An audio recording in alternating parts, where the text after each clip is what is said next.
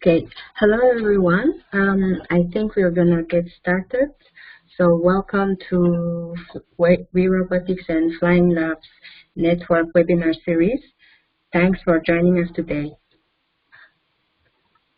So my name is Oyanga. I'm Flying Labs Community Coordinator at WeRobotics, and today we will be featuring Amrita from Pacific Flying Labs, Cleopa from Kenya Flying Labs, and Juan from Peru Flying Labs, who will share about their activities and projects that they're currently working on. And in the meantime, if you have any questions or comments, please send them through in the chat box, and we will answer the questions at the end of the session. And before I hand over to our main speakers, I would like to give a short introduction about WeRobotics and Flying Labs network for those who are not familiar with our work. So today, given the mounting challenges that are rising from the new technologies, the real question we face is whether we will end up creating future with shared prosperity or increased concentration of wealth for few only. The technology itself isn't going to create shared prosperity. We in WeRobotics believe that people will decide through inclusive and democratic fourth industrial revolution. Our #1 priority is the local. We believe in the power of local. This means we invest in local experts, local engineers, and local leaders. It's to ensure that social challenges are solved efficiently and sustainably by the local experts who are actually best placed to address these challenges. They have the skills and technologies to do a lot more and a lot faster. So we do this by globally co-creating flying labs, which are local knowledge hubs that are run entirely by local experts who we train, equip, and support as needed. We've built the core infrastructure to enable these flying labs to become self-sustaining. And currently we have flying labs in more than 20 countries. Sorry, can everyone unmute, mute their microphone? I hear some background noise. I think someone just unmuted their microphone. Okay, thank you. So Flying Labs also train each other and create ecosystems that connect key actors in government, industry, and in our sectors. And we've built this global network of 23 flying labs in just 2 years. And this is entirely driven by massive local demand. So we want to continue supporting our local partners and this demand for more inclusive and equal opportunities and local leadership. We also want to work in invest in hundreds of local leaders across hundreds of local flying labs, engaging in thousands of projects and improving the lives of millions of people. So now, without further delay, I would like to introduce our first speaker, Cleopa, Kenya Flying Labs Coordinator. Cleopa, over to you. Hi everyone.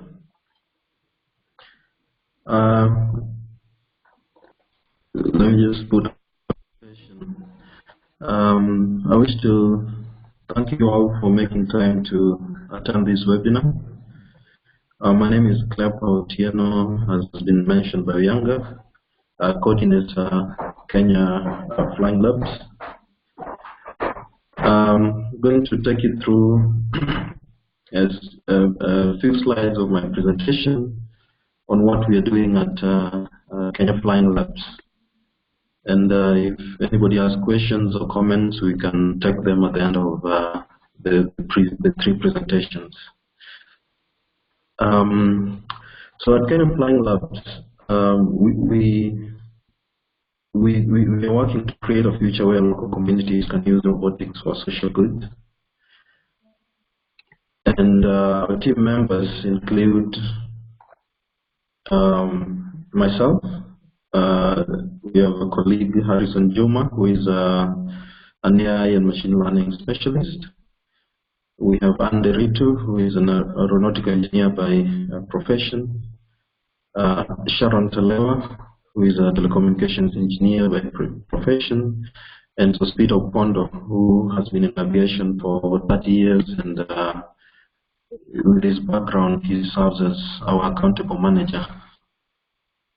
So Kenya Flying Labs it works through Drones for Humanity, which is the company that is hosting Kenya Flying Labs in Kenya.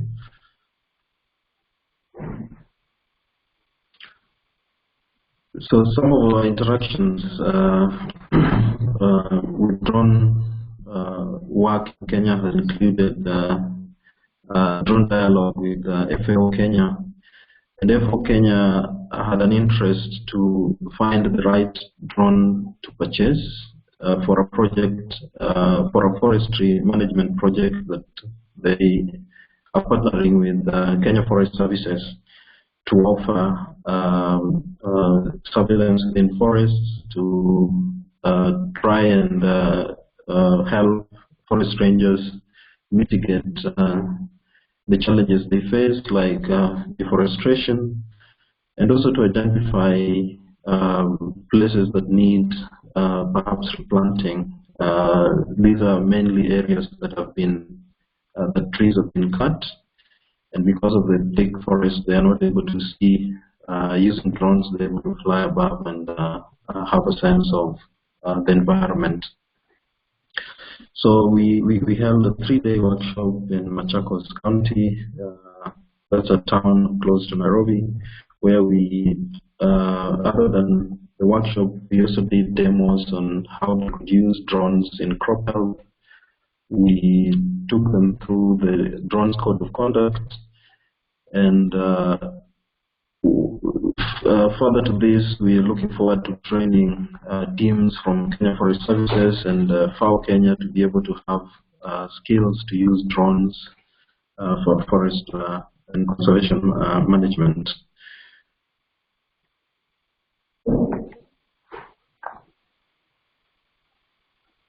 So this was part of the team that attended the workshop.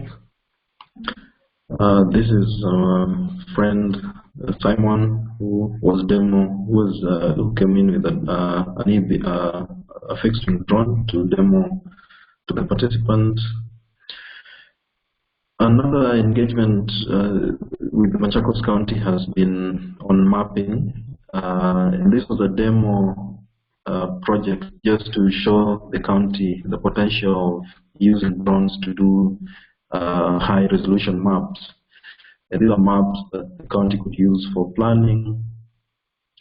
And so we went in and mapped an area where the People's Park is located, and this is the recreational area within the Machakos County. And looking on here, holding the map is the governor of Machakos County and Director of FAO Kenya.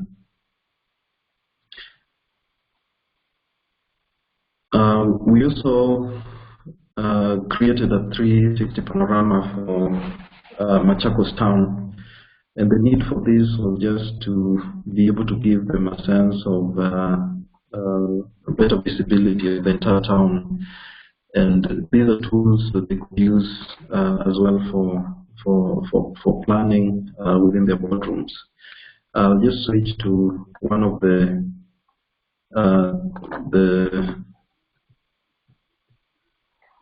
360 panorama that we did, and this is the Machakos town.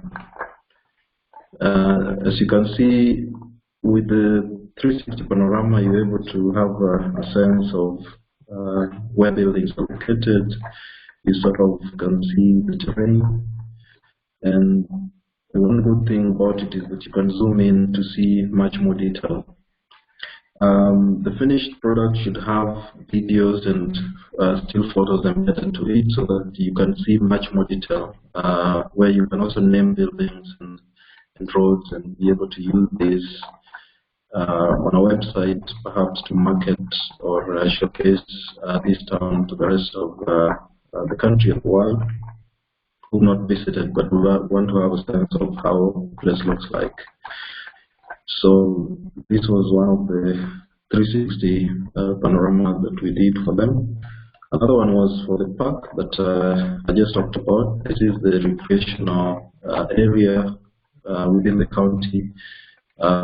This here is an amphitheater, and it's a popular park where residents go to spend some time with family and friends. Back to my presentation.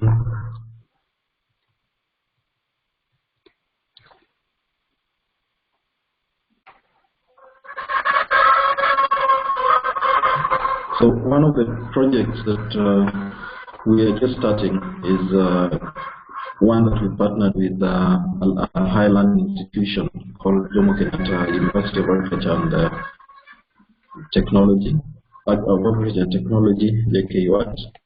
We've just finalized the MOU, awaiting to sign it.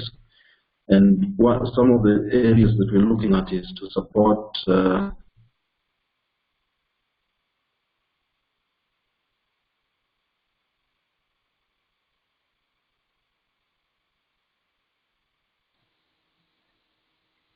Cleopa, we don't hear you anymore. Hello?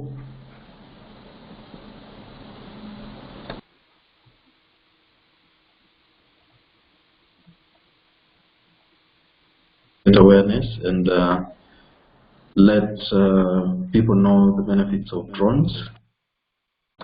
We are looking to, because most of the projects that we've interacted with are using AI and machine learning, where students are either writing code to be able to identify objects, to train models to identify poachers in parks, to train models to count crops, to do animal census. So this here was one of the master students who, his name is Edward. He's working on a model that will be able to identify poachers. And this Friday, we are going to do the actual flight in one of the parks to demonstrate his project. And some of the prospects we have in the near future is a company called Del Monte, which is a Kenyan food processing company that operates in the cultivation, production and canning of pineapple products, are interested to use drones for precision agriculture. So 13th, we are heading there to do a demo using multi-spectral sensors on drones to be able to collect some data, analyze it with them, and show them the possibilities drones have and how drones can help them improve their farming practices. We also in discussion with UN Habitat, and the initial meeting happened on 6th this month. And one of the areas they're interested is to use drones for planning cities and counties within Kenya. We also talking to Safaricom Limited. They're interested to use drones for radio applications, and here they're looking at using drones to extend range of network when the cell boosters fail to work, or when there are graduations, there are always experiences of poor network. So if they have their radio equipment raised above the ground, the reach can be wider, and also it's a temporary measure. So this is a tethered drone to the ground power, and it hovers with cell phone equipment weighing about 15 kilograms or less. We also, this month, working with ICRC, International Community of the Red Cross, to do a presentation in agriculture, drones in agriculture. And the interest is to be able to also just learn and see some of the best practices in using drones in agriculture, and also compare the drone data to satellite imagery, and sort of figure out the benefits, and in future they could be interested to deploy drones in the fields. We're also setting up a drone corridor, and the intention of this drone corridor is to be able to have a designated area near the capital city where drone tests can be done for different use cases. And the partner we are discussing this is UNICEF, Machakos County itself, because the corridor is situated in Machakos County. So for Safaricom, I already mentioned this, and the application is mainly during disasters, and when network equipment have been vandalized and they need a temporary measure to be able to provide communication services. This is a photo of a tethered drone. It's not one that we've done, but it's an example of what we are looking to assemble for that project. This is the drone corridor area, one of the photos we took there. And this is a team that visited the area recently, just to, most of them are drone enthusiasts and from different organizations interested to work within the drone corridor.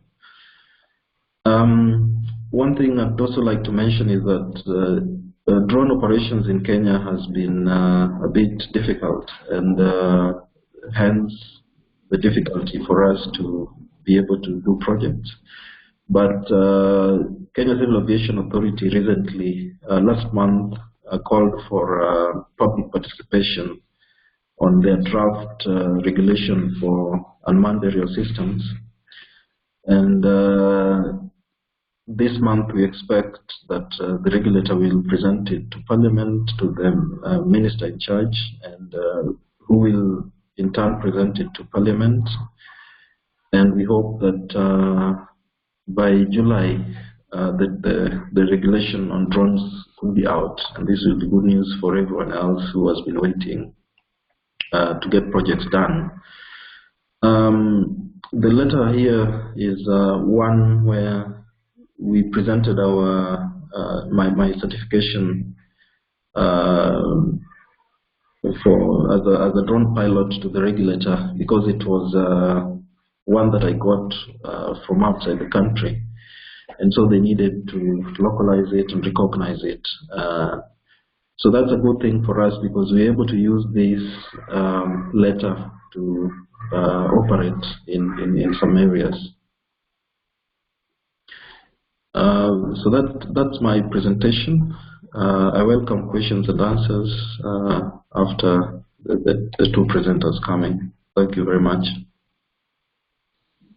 Thank you very much, Cleopa, for your great presentation.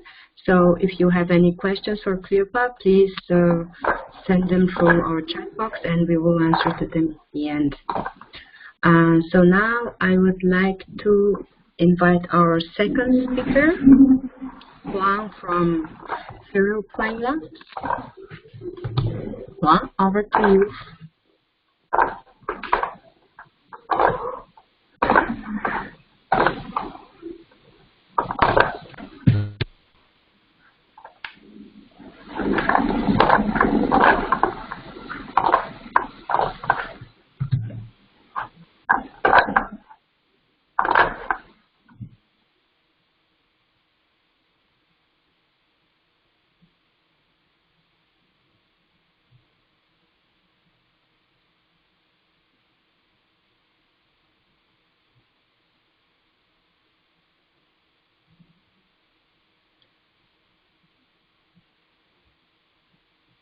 We don't hear anything from the video.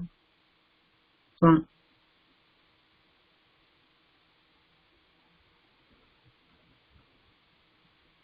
You should unmute your microphone. Yeah, right. Yeah. Yes.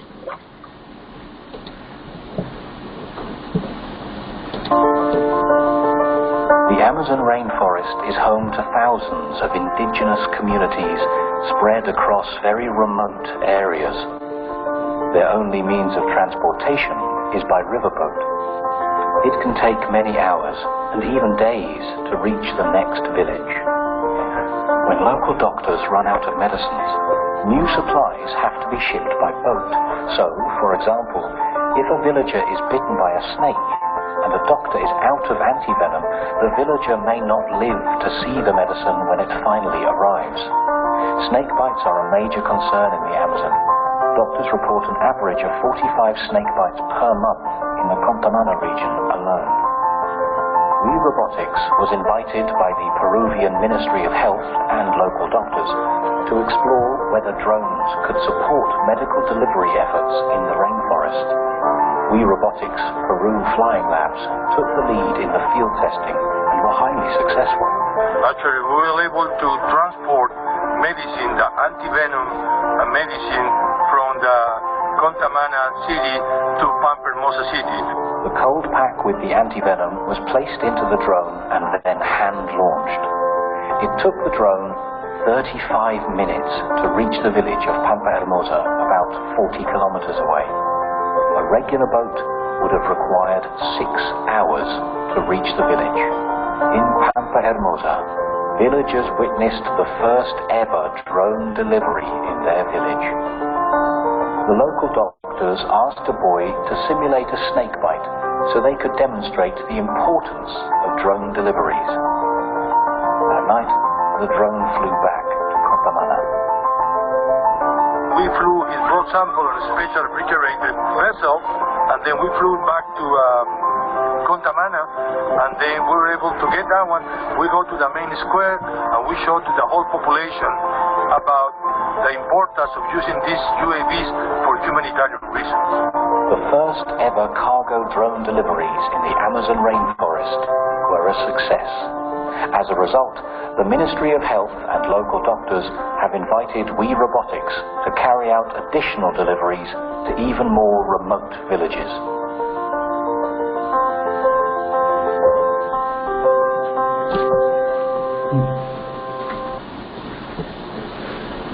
Yeah, that was the first part that I would like for you guys to see. Basically, that's what we've been concentrating now in Peru Flying Labs. As a country that we're very proud of all the natural resources, our rivers are pretty, but they are like a snake. So going from city A to city B, you know, the river can go up and down before they get into the other city. So in a straight line, using UAV, we can take about 20-25 minutes, and by boat, it's about 4 hours. The clear example is, and also we did another test that for 120 kilometers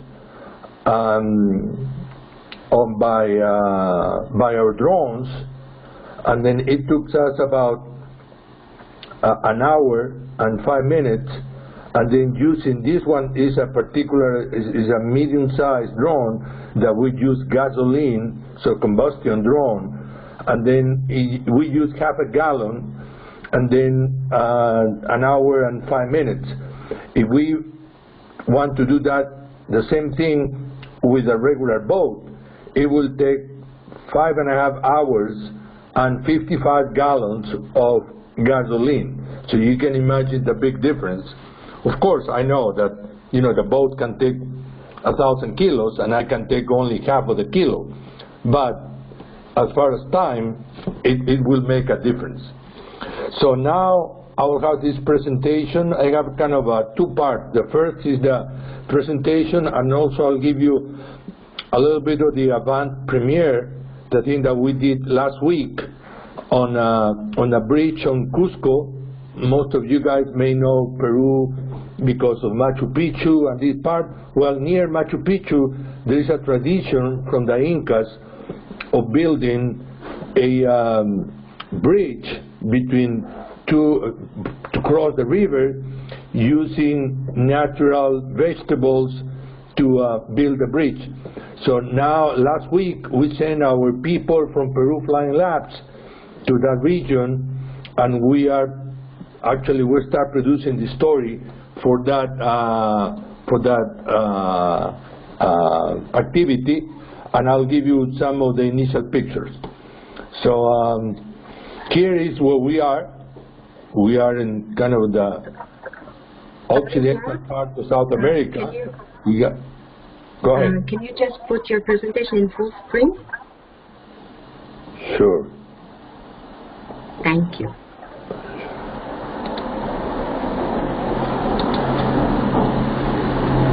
Is that full screen now? Wait. Not yet. Why is not? Okay, now I got it. Okay. Thank you. Yes. So this is where we are now. This is Peru, as some of you may know. Here we have northern part Ecuador, Chile in the south. We have Bolivia and Brazil. So this is where we are, and this is we are part of 1/3 of the Amazon jungle of South America belongs to Peru. And then when we decide that I think there is a strong case to using drones to deliver cargo, especially medicine. And one of the particular medicine that really is time critical is the anti-venom. And also on that part of the jungle, we found out that there is 45 bites on the region. So there is a significant incident of this problem. Here's what I was telling you, how pretty are the rivers, but it makes a very cumbersome way going from one city to another one. So that's why using these drones, it makes a lot of sense, for this kind of case of sensitive medicines going from one city to another one.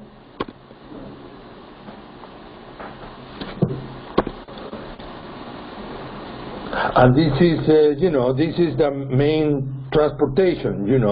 We use small boats, small motorboats, motorized canoe.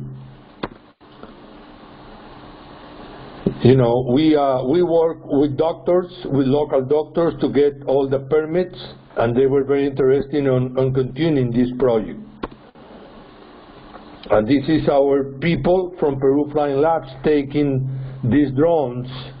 It wasn't that easy taking this plane, to the region, because we use, as you may know, we got two classes of drones: the copters, the most common ones, and then the fixed wings. To transport these medium to long distances, we use fixed wing. So it's the drones that looks like a plane, and then we can carry these between 1/4 kilo to 1 kilo with these drones. And then of course we got to be very sensitive to the population that we're going to. Here, as you can see here in the picture, we are with Patrick, myself, and the local doctor, explaining to the main radio that what we're trying to do. Because it may sound a little bit funny, but yes, there is a tradition or kind of a legend on some of the population on the area that there will be kind of bad guys coming from the sky and doing some harm to the people on the area. So that's why when we explain, they know what we're doing, and we're trying to help those guys. So it is important to explain the population of what we're trying to do.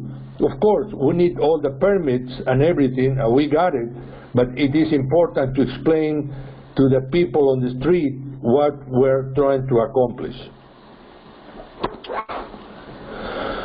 And then this is what we did, you know, going from Contamana to Pampermosa into the Amazon of Peru. And then, of course, you know, if we ask Mark Zuckerberg to bring their $500,000 UAV, most likely we'll do it. But this is not what we are for. So we use these basic UAVs that are low cost. As you can see, they are not pretty, because it is a very difficult situation. We don't have any landing strips, so we got to. That's a good thing about these places on this part of the world, that every single town they play soccer. So we go from soccer field from city A to another soccer field to city B, and that's all we need to take off and landing these UAVs. And as you can see here, they call it this UAV Pisco 4. Pisco 4.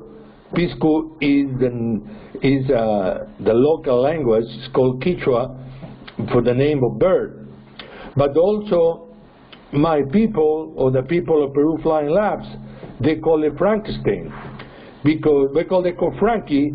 And you ask, why is Frankie? Because it's a Frankenstein. We use parts and replacement from several other drones to make this drone when they have something, you know, when they crash or they have a problem, so it becomes a Frankenstein. Anyway, so we used that one, and we were able to get, with this drone, about 40-45 kilometers, taking half a pound. And of course, another important thing is we need to be able to repair locally. It doesn't make sense to send in these drones to Europe or to North America to be fixed. The same people who repair the motorcycle, which is very common in our countries, you know, be able to repair the drone. So that's why we need to use these basic drones. As you can see, we were having conversation with the people who repair some machinery on the area to be able to help us repair the drone in some cases. And again, you know, we got to be very involved, and of course, you know, the local and the young guys are the ones who are more interested in this one. And the good thing is, in comparison, the participation of female youngs are very, very significant on this kind of new technology. And here is a little video. Let me go back here, that hopefully we'll be able to share. So we just hand launched this one. Oops, what's that?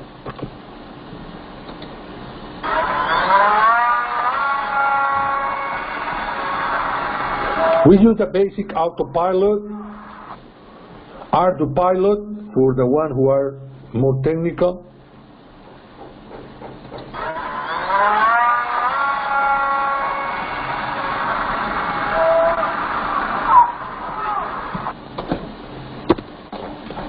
You know, and then we landed, you know, as I mentioned, you know, we just take 35 minutes with the drone, and we use this small container that we can have a little ice inside, so we can maintain the ice chain. And then this is the guy who were doing just a simulation. He was too happy to have a snake bite, but hey. And then we try additional flights for more kilometers. Now this time we try 75 and then 55. And again, this is the drone that we use, and it was very successful, and we were able to repair because sometimes, you know, as you know, this is a new technology and things happen, you know. Things happen with the wind, things happen, you know, sometimes we landed in a tree. So we got to have that one into consideration.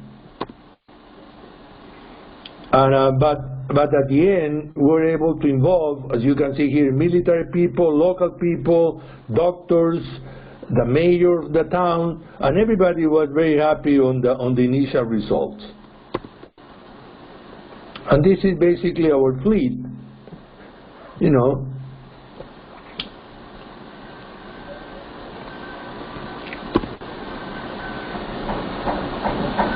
And of course, we signed also the memorandum of understanding with local authorities also to developing this and to share this technology with the local universities too. And this is our team that went there. And also, I will show you a little bit of, as I mentioned, our avant premiere here.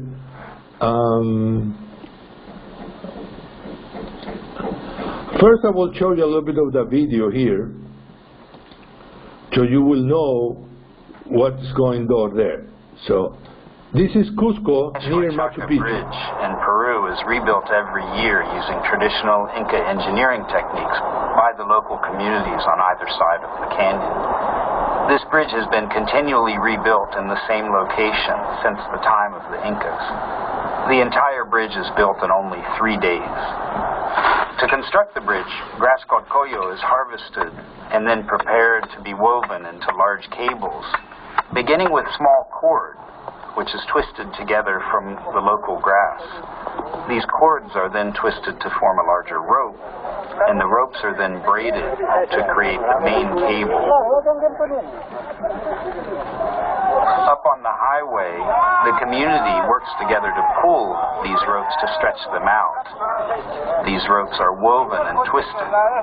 Each rope is made from 30 of the small cords, and then 3 of these ropes are braided to form the cables that will support the bridge. After more stretching, the cables are then carried down to where the bridge will be installed. What will become the new bridge. And then the old bridge is cut down and it falls into the water and is washed away by the river. All day long, the community pulls on the new cables to prepare them for the bridge. These supporting cables are anchored to the stone abutments on either side of the canyon. Victoriano Arizapana is the architect of the bridge, and he uses traditional methods.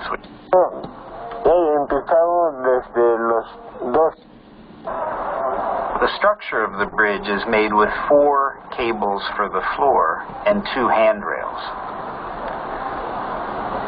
The bridge weaving begins in the morning, with Victoriano weaving from one side and another worker weaving from the other side until they meet in the center of the bridge. When the bridge is finally finished, the communities come together to celebrate. The structure is remarkably safe. It has been built for centuries in this way and can hold dozens of people at any one time.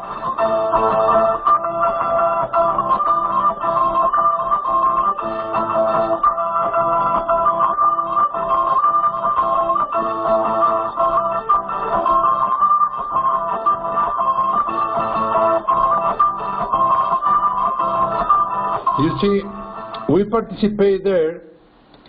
We sent Elena, she's part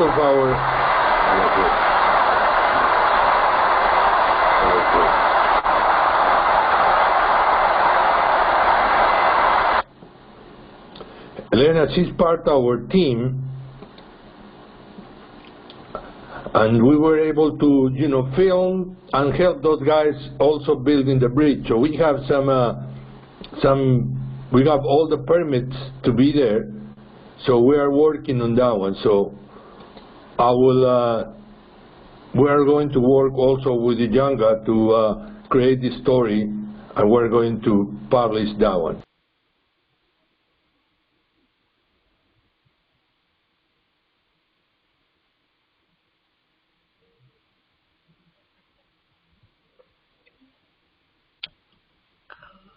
Hi, Yuanga. Hi. Hey. Is everybody able to hear me clearly? Yes. Okay. It's perfect. Bulabinaka, everyone. My name is Amrita Lal, and I am the Regional Coordinator for South Pacific Flying Labs. First of all, before I begin, I would like to take time to thank the organizers for actually allowing me to be a part of this presentation, the webinar. And I would also like to say that I'm a little under the weather, so if my voice starts to go, just please let me know, and I will try to speak up. Today I will be shedding some light on some of the projects which we have been doing in the past few months. These are grouped into the youth-centered project, village mapping, and community outreach. First of all, I would like to mention the South Pacific Robotics Conference. Now, this is one conference which we have every year, and we had one last year as well. This year we had it on the 8th of May, and fortunately it was attended by GIS experts, ministries, and NGOs. Now, we had a surprise visit from the Ministry of Defense, and they actually came by to scout some talent for their GIS department, but then they ended up discussing a very important topic which has been in their mind for quite some time, which is the need for monitoring EEZs in the South Pacific. Now, while they were discussing this project, they mentioned that illegal fishing has been a problem in Fiji and the South Pacific for a really long time, and they believe, we believe also, that with the help of UAVs, we will be able to save our marine resources and save up on millions of dollars being wasted. So that is one of the projects which we are actually trying to work towards. We were fortunate to have multiple presenters from not only Fiji but also PNG. PNG Flying Labs and PNG Forest Authority were present at the conference to deliver presentations on their projects, which involved working with the youths and working with the Forest Authority in PNG for monitoring of deforestation and logging practices. Moving on. Youth programs is something which we began with in 2018, and now we are at a point where we are launching our programs individually. We have two at the moment, which is one Fly Like a Girl, and the second one is Aerial Adventure.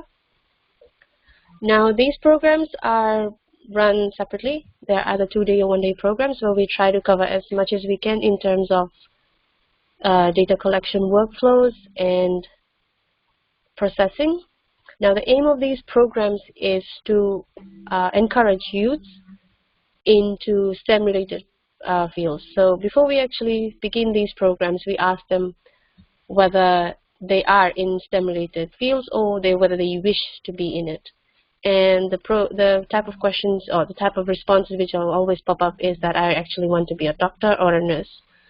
So that is something that we are trying to tap in. There's nothing wrong with being doctors and nurses. It's a very good field to venture out into, but there is a need for an analyst, developers in Fiji, and I think we are in the right position to actually encourage the youth to move forward.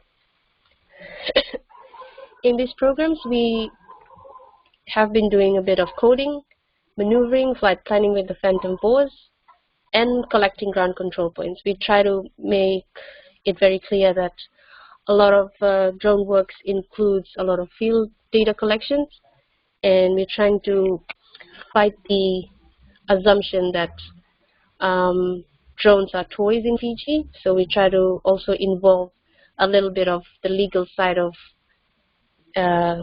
drone operations in Fiji, where we tell them what we are supposed to do and how we can actually use this technology in a more responsible way.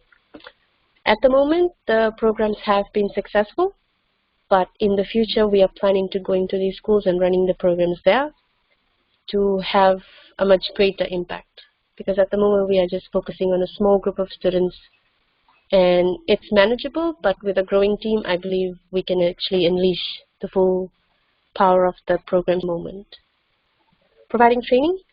This year, we were fortunate to provide a one-day training to PNG Flying Labs, where Sophia and Kevin were trained on the fixed-wing platform, where they did half a day of flight planning, and they were introduced to the do's and don'ts of flying.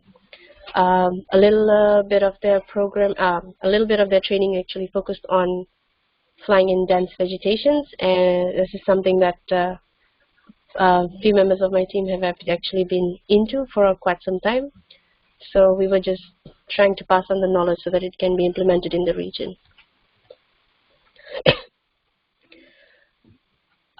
This year we were also able to provide training to 6 officials from the Ministry of Land and Mineral Resources. It was an honor because the ministry had actually bought drones for themselves, and they were actually working towards, but a huge chunk of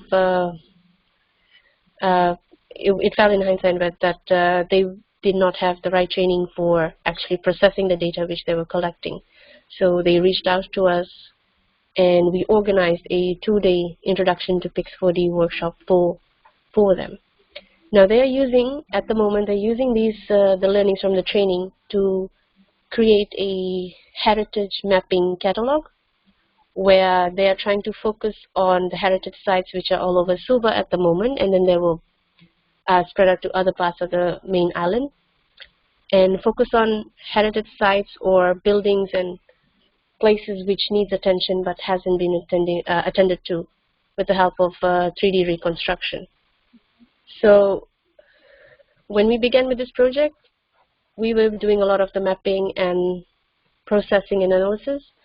But after the training and after a few days of trials in the field, we have actually given everything in their hand, and they are actually doing the project themselves, which is rewarding to us. Capacity building. I have mentioned a few times before in the past that our team is growing.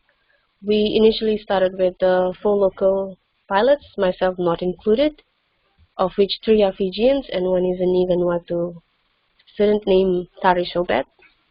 Now they are trained with the multi-rotors and fixed-wing drones, and this year we were fortunate enough to get our first youth coordinator, Colora, who is solely focusing on the logistics and trainings and implementation of our youth programs in the schools in Fiji.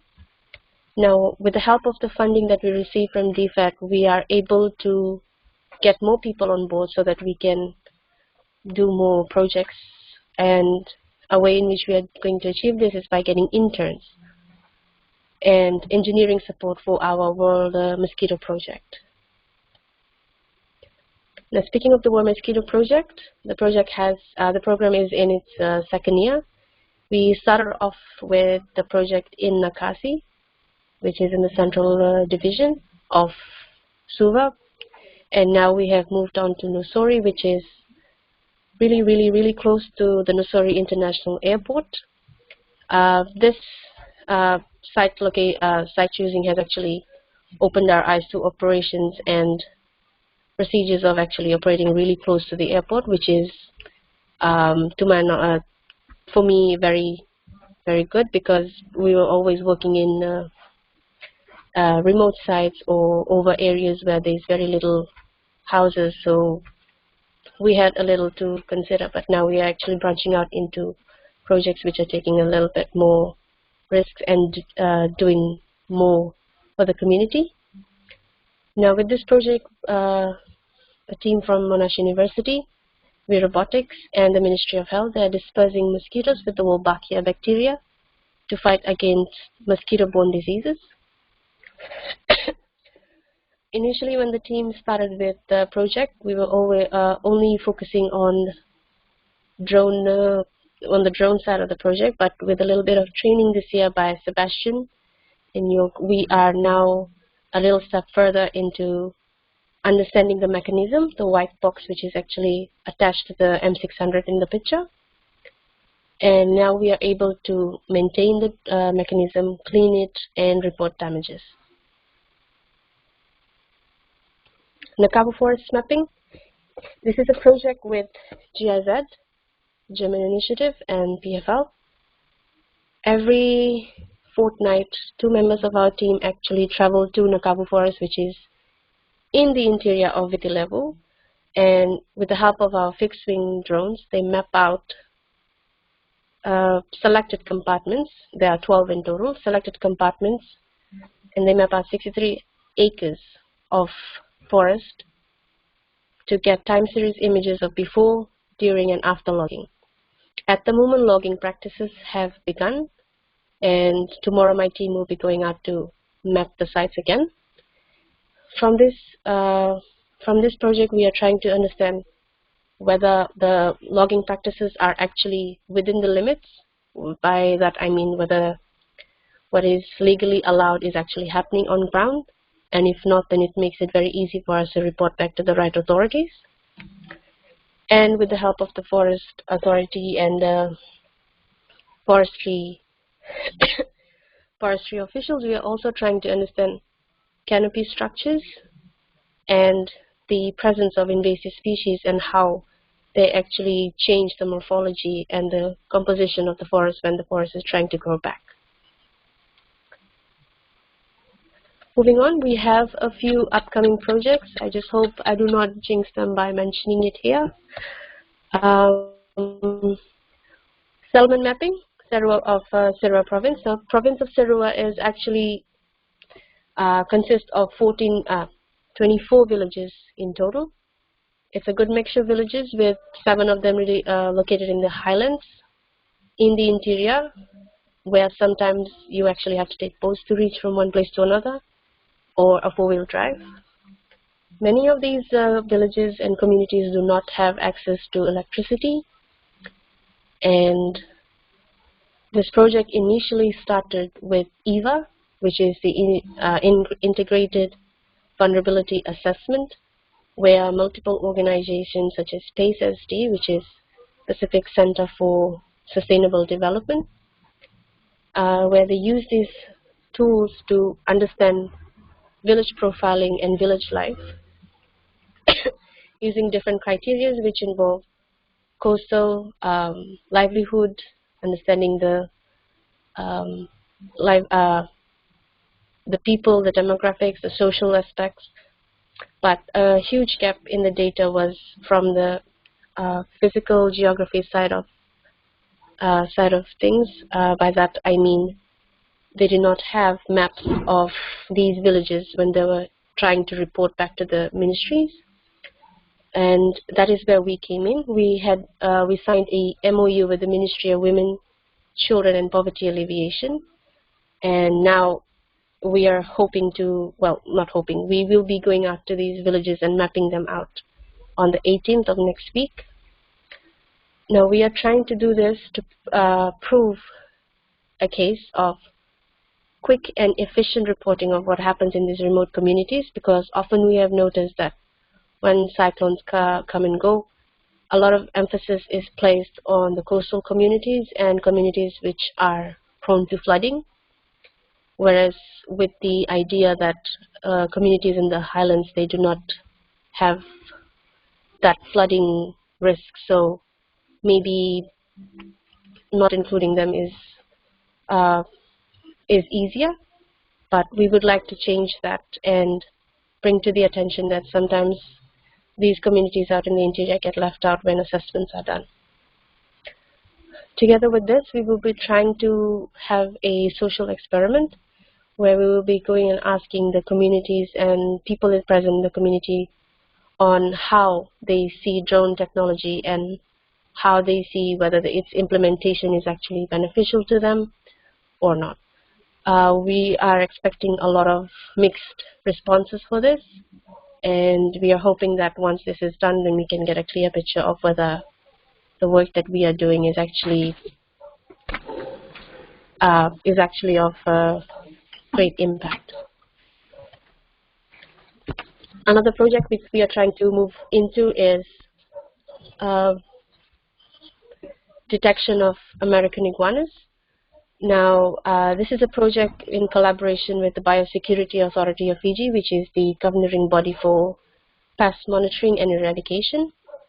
Now, they have been working on this eradication program for the past 19 years, if I'm correct. Introduction of this pest in Fiji happened around early 2000, and ever since then, a lot of awareness has been raised, a lot of eradication programs, monitoring of nesting sites, but to this day, a complete eradication hasn't been reached. It initially started on the island of Gamea. It's a remote island off the coast of Vanuatu, the second largest island in Fiji, and the infestation spread out to neighboring islands such as Lautala, Batangi, and Taviuni. And a huge credit for this spreading goes to lack of awareness back in the days, because people did not know the difference between the invasive species and the indigenous species. Now, the American iguana is a threat to island biodiversity, livelihood, and it has been reportedly accused of undermining seawall foundations by burrowing into the land for when it's breeding season. And studies have shown that they also carry the threat of spreading salmonella. Now, whether this has been a case in Fiji or not, I'm not 100% sure, but it is something that we hope that from our studies we can actually pinpoint. Now, what we are trying to do in this study is try to use thermal sensors to detect iguanas in real time. We have, at the moment, done a few tests with the indigenous species. Results have been promising, but one thing to keep in mind is that we will be flying over dense vegetation, and the indigenous species is very small when compared to the invasive one. The indigenous species only grows up to 75 centimeters to 1 meters in length, whereas this one here grows up to 2 meters in length, and it's a little bit more aggressive. So detection will be easy, but a lot of test is needed because it's also known to regulate their body temperatures. So we have contact with the Biosecurity of Fiji, trying to get a hold of a few specimens, but for that we will actually have to travel out to these remote islands and start testing, because for obvious reasons they do not want to endanger the biosecurity of the main islands by bringing one specimen just because one lab wanted to do a few testings. So we are, fingers crossed, we are hoping that this will happen in the upcoming weeks, and we can actually start looking into getting proper thermal sensors, which will actually provide us with more detailed and robust data.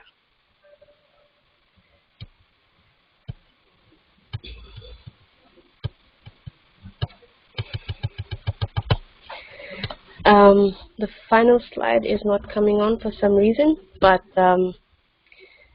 it actually features our lab-funded initiative flyer, where we actually are working with various master students at the University of the South Pacific and helping them in their projects. One in particular is the mapping of mangroves.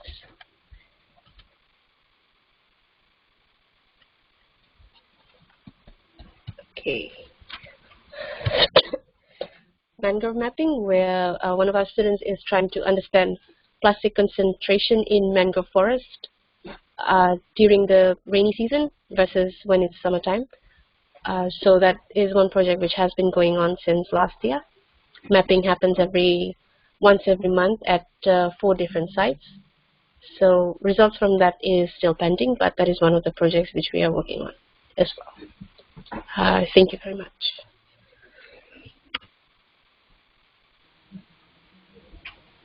Thank you very much, Amrita, for this great presentation. So now we will open the question and answer session. So if anyone has a question for one of our speakers, then you can write it down and send it to us in the chat box, and I will ask them from our speakers.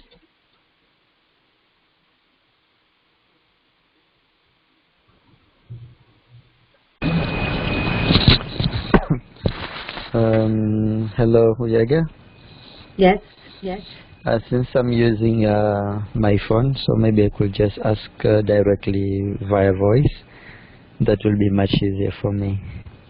Sure. Okay. Go ahead. Okay. Go ahead. Okay. First of all, I would like to thank the organizers for this webinar, and as well as for our presenters. Thank you so much for your nice, clear presentation that you are able to tell us what exactly has been going on. And actually, before I jump into the questions, I will first say few words from what I have learned from Kenya, and I think it was really a good start for Cleopa. I wasn't aware that you were able to present your certificate, which you got it from your local regional flying labs. That was great, and I believe it will add the momentum in drone regulation, especially in Kenya. Absolutely. And just for information, I think I have one contact in which has been requesting some activities, and then I will share with you via email for that. Just remind me if I forgot in the next one day. Okay. Great work for the Peru. I think at least this is how now we see the differences between the needs in these different flying labs. As many of the things that I am learning from Peru is mostly on the cargo delivery. So if we have anything, I believe we will be able to reach out to you guys. And to Amrita, thank you so much. I was interested also on the last point that you have spoken a little bit.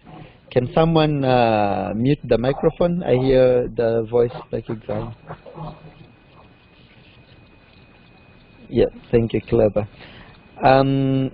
Dear Amrita, I'm really interested on the mangrove mapping that is going on, and for us here in Tanzania, specifically in Zanzibar, now we have been discussing about doing some what we say afforestation on the mangrove, and now we are looking forward, maybe we can be able to we have already done a huge mapping, but now we want, like 2 years ago, now we want to do another mapping specifically on the mangrove.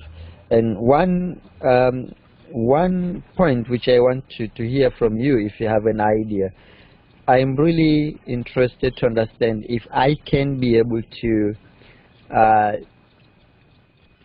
categorize species of this mangrove by using drone. Have you ever tried that? And if yes,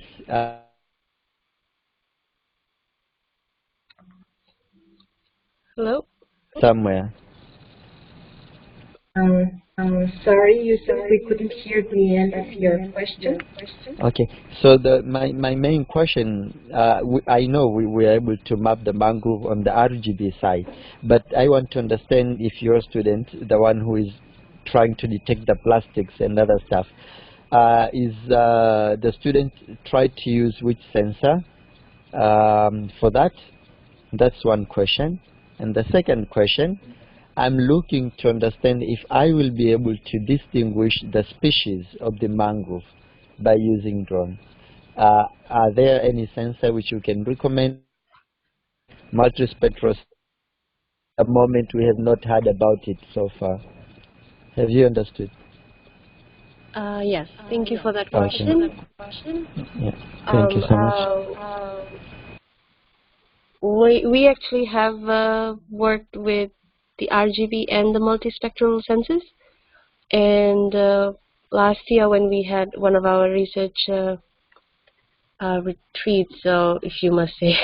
One of our colleagues actually came up with an API index where she worked out how to actually detect the different species based on where they are located, closer to the coastline or further away, the height, the coarseness of the leaves, and the color of the leaves, to actually differentiate the different species when they are in a mixed forest. So during our aerial adventure program, we used this API index to map out the forests, one of the clusters of forests closer to the university, where the students, we simplified the API index where the students actually mapped, first of all, they mapped out the whole area. They went and did a little bit of ground truthing, and then they came and matched their ideas to the result. So I believe if you could, I'm not sure if I could share that API index with you because it's not published yet, but maybe you can look into that, because here in Fiji we are working with 6 species, so it narrows our research down a little bit, and each of the mangrove species has its own characteristics, which are easier to pick out even with the RGB sensor. But if you do want to go a little bit further and branch it into multispectral, then yes, you can. But we used the multispectral sensor a couple of years ago in detecting plant health or stress, water stress, if you must say, but not really species for the multispectral sensor. Does that make sense? Yeah, very much. And I think after this webinar, I can try to make a call so that I can understand it very well. And then in the meantime, you can check whether you can share that learning at least on the internal for the time being, so that we can be able to shape in what we want to do. And actually, that is really something which we're looking forward to do. Thank you so much. You're welcome. You're welcome.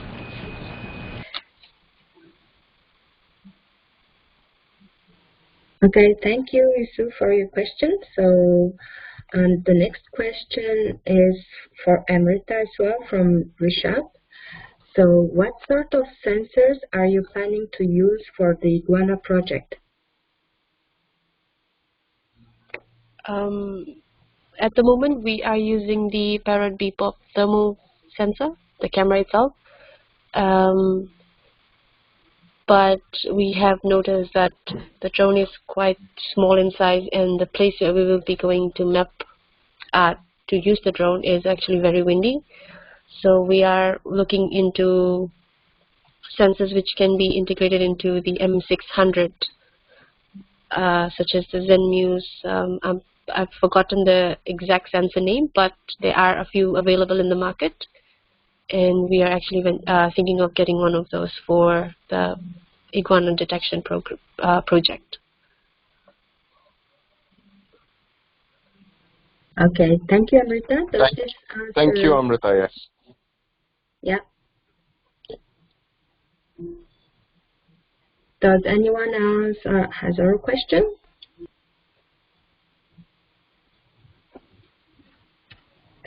So I take it as no. If you have a question later on, then you can always reach out to us on social media or in Google Group, and we will answer back to you.